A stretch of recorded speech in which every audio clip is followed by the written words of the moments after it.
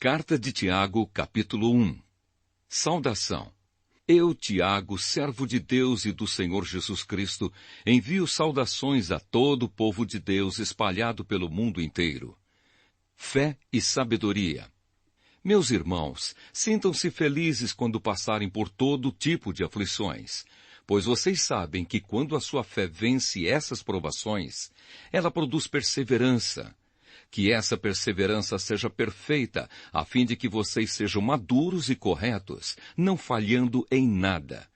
Mas se alguém tem falta de sabedoria, peça a Deus, e Ele a dará porque é generoso e dá com bondade a todos. Porém, peçam com fé e não duvidem de modo nenhum, pois quem duvida é como as ondas do mar, que o vento leva de um lado para o outro. Quem é assim não pense que vai receber alguma coisa do Senhor, pois não tem firmeza e nunca sabe o que deve fazer. Pobreza e riqueza. O irmão que é pobre deve ficar contente quando Deus faz com que melhore de vida. E quem é rico deve sentir o mesmo quando Deus faz com que piore de vida. Pois quem é rico desaparecerá como a flor da erva do campo. Quando o sol brilha forte e o seu calor queima a planta, aí a flor cai e a sua beleza é destruída. Do mesmo modo, quem é rico será destruído no meio dos seus negócios. Provas e tentações. Feliz é aquele que nas aflições continua fiel, porque depois de sair aprovado dessas aflições, receberá como prêmio a vida que Deus promete aos que o amam.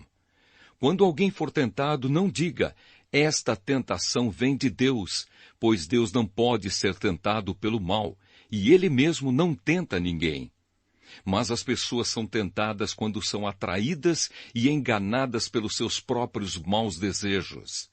Então esses desejos fazem com que o pecado nasça, e o pecado, quando já está maduro, produz a morte. Não se enganem, meus queridos irmãos. Tudo de bom que recebemos e tudo o que é perfeito vem do céu, vem de Deus, o Criador das luzes do céu. Ele não muda nem varia de posição, o que causaria a escuridão. Pela sua própria vontade, Ele fez com que nós nascêssemos, por meio da palavra da verdade, a fim de ocuparmos o primeiro lugar entre todas as suas criaturas. Ouvir e fazer.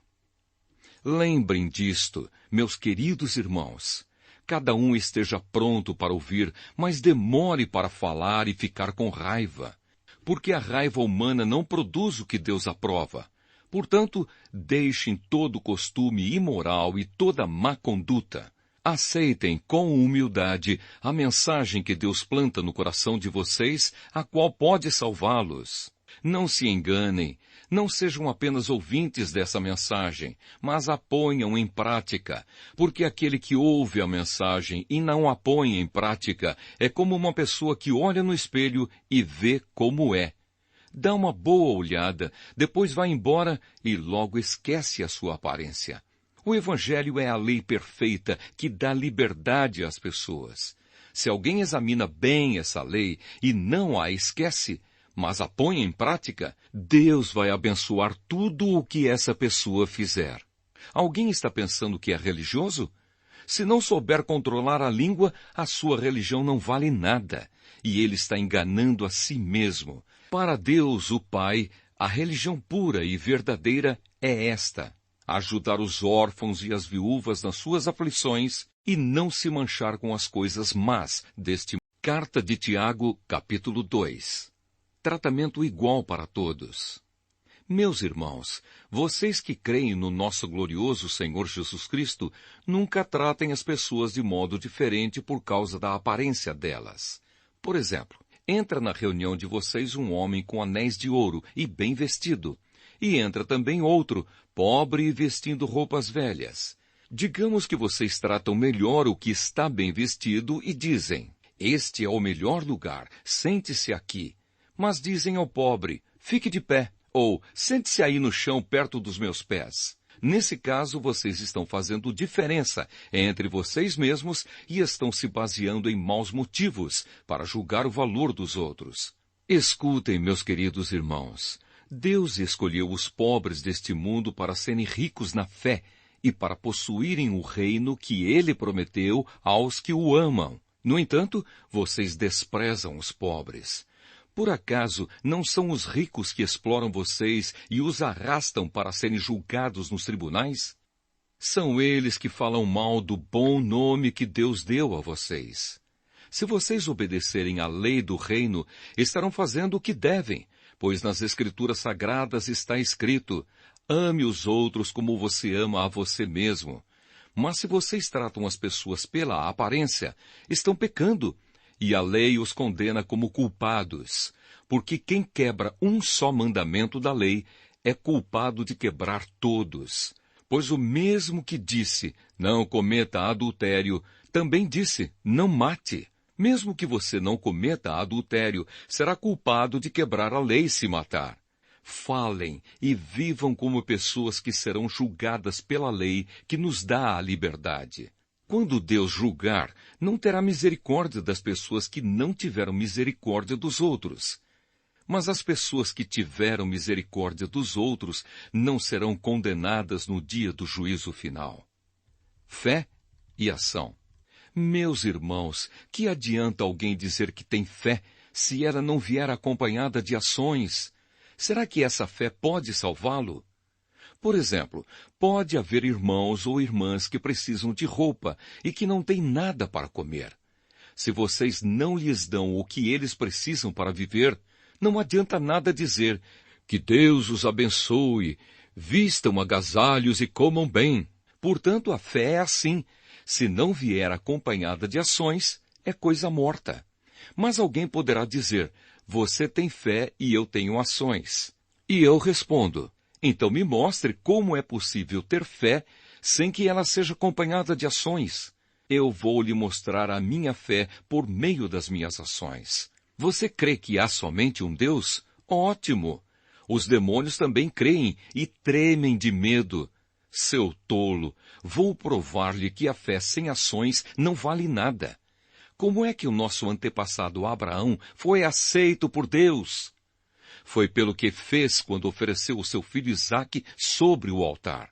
Veja como a sua fé e as suas ações agiram juntas. Por meio das suas ações, a sua fé se tornou completa. Assim aconteceu o que as Escrituras Sagradas dizem. Abraão creu em Deus e por isso Deus o aceitou. E Abraão foi chamado de amigo de Deus. Assim vocês veem que a pessoa é aceita por Deus por meio das suas ações e não somente pela fé. Foi o que aconteceu com a prostituta Raabe, quando hospedou os espiões israelitas e os ajudou a sair da cidade por outro caminho. Deus a aceitou pelo que ela fez. Portanto, assim como o corpo sem o espírito está morto, assim também a fé sem ações está morta. Carta de Tiago, capítulo 3. Dominar a língua. Meus irmãos, somente poucos de vocês deveriam se tornar mestres na igreja, pois vocês sabem que nós, os que ensinamos, seremos julgados com mais rigor do que os outros. Todos nós sempre cometemos erros. Quem não comete nenhum erro no que diz é uma pessoa madura, capaz de controlar todo o seu corpo. Até na boca dos cavalos colocamos um freio para que nos obedeçam e assim fazemos com que vão aonde queremos. Pensem no navio. Grande como é, empurrado por ventos fortes, ele é guiado por um pequeno leme e vai aonde o piloto quer. É isto o que acontece com a língua. Mesmo pequena, ela se gaba de grandes coisas. Vejam como uma grande floresta pode ser incendiada por uma pequena chama. A língua é um fogo. Ela é um mundo de maldade. Ocupa o seu lugar no nosso corpo e espalha o mal em todo o nosso ser. Com o fogo que vem do próprio inferno, ela põe toda a nossa vida em chamas. O ser humano é capaz de dominar todas as criaturas e tem dominado os animais selvagens, os pássaros, os animais que se arrastam pelo chão e os peixes. Mas ninguém ainda foi capaz de dominar a língua. Ela é má, cheia de veneno mortal, e ninguém a pode controlar. Usamos a língua tanto para agradecer ao Senhor e Pai, como para amaldiçoar as pessoas que foram criadas parecidas com Deus. Da mesma boca saem palavras tanto de agradecimento como de maldição. Meus irmãos, isso não deve ser assim. Por acaso pode a mesma fonte jorrar água doce e água amarga? Meus irmãos, por acaso pode uma figueira dar azeitonas ou um pé de uva dar figos? Assim também, uma fonte de água salgada não pode dar água doce. A verdadeira sabedoria. Existe entre vocês alguém que seja sábio e inteligente? Pois então que prove isso pelo seu bom comportamento e pelas suas ações, praticadas com humildade e sabedoria. Mas se no coração de vocês existe inveja, amargura e egoísmo, então não mintam contra a verdade, gabando-se de serem sábios. Essa espécie de sabedoria não vem do céu, ela é deste mundo, é da natureza humana e é diabólica. Pois onde há inveja e egoísmo, há também confusão e todo tipo de coisas más. A sabedoria que vem do céu é antes de tudo pura, e é também pacífica, bondosa e amigável. Ela é cheia de misericórdia, produz uma colheita de boas ações, não trata os outros pela sua aparência e é livre de fingimento. Pois a bondade é a colheita produzida pelas sementes que foram plantadas pelos que trabalham em favor da paz. Carta de Tiago, capítulo 4. Amizade com o mundo. De onde vêm as lutas e as brigas entre vocês? Elas vêm dos maus desejos que estão sempre lutando dentro de vocês. Vocês querem muitas coisas, mas como não podem tê-las, estão prontos até para matar a fim de consegui-las. Vocês as desejam ardentemente, mas como não conseguem possuí-las, brigam e lutam. Não conseguem o que querem porque não pedem a Deus, e quando pedem, não recebem porque os seus motivos são maus. Vocês pedem coisas a fim de usá-las para os seus próprios prazeres. Gente infiel. Será que vocês não sabem que ser amigo do mundo é ser inimigo de Deus? Quem quiser ser amigo do mundo se torna inimigo de Deus. Não pensem que não quer dizer nada esta passagem das Escrituras Sagradas. O Espírito que Deus pôs em nós está cheio de desejos violentos.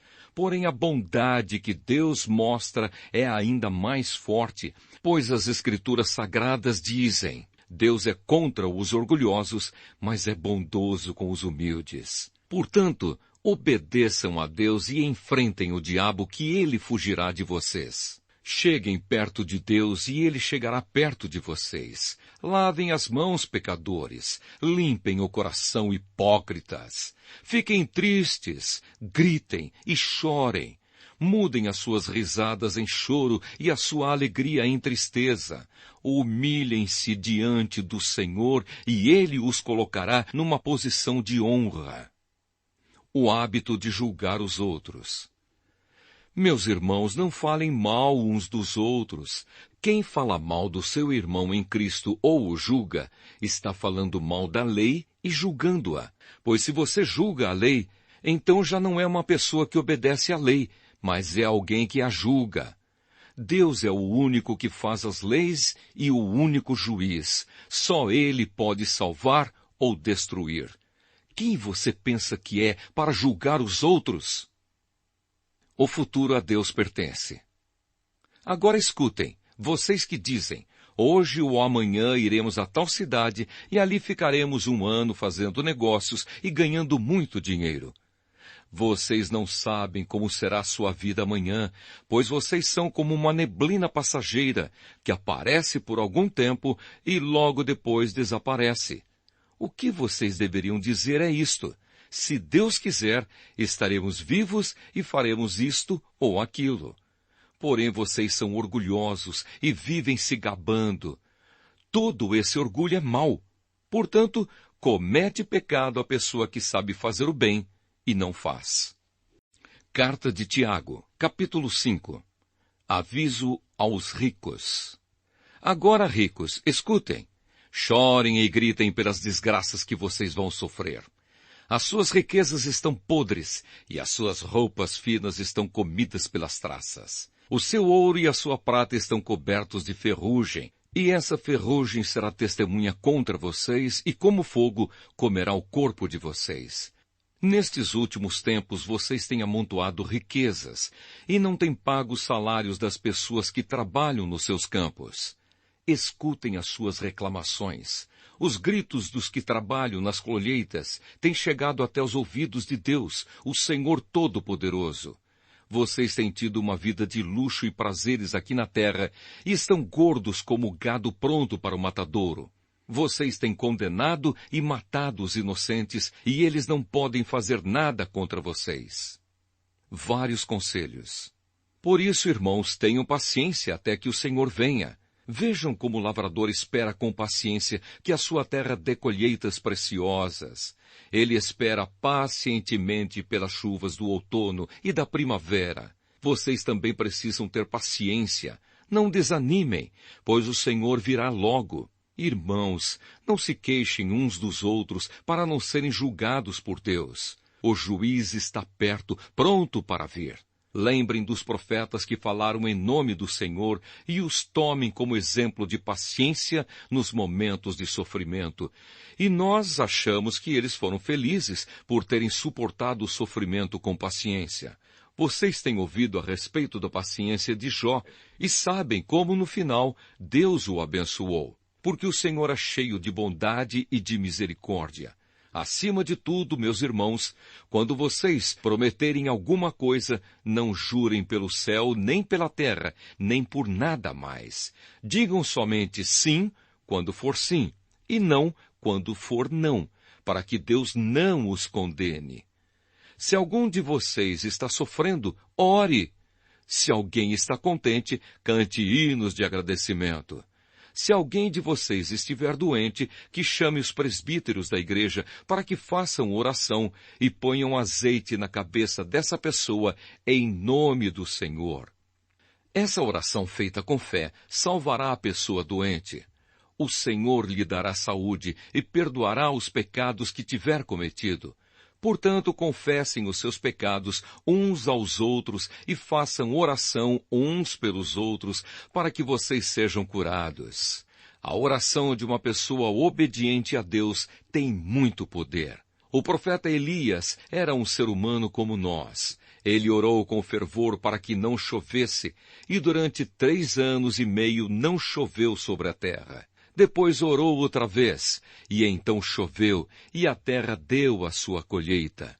Meus irmãos, se algum de vocês se desviar da verdade e outro o fizer voltar para o bom caminho, lembrem disto.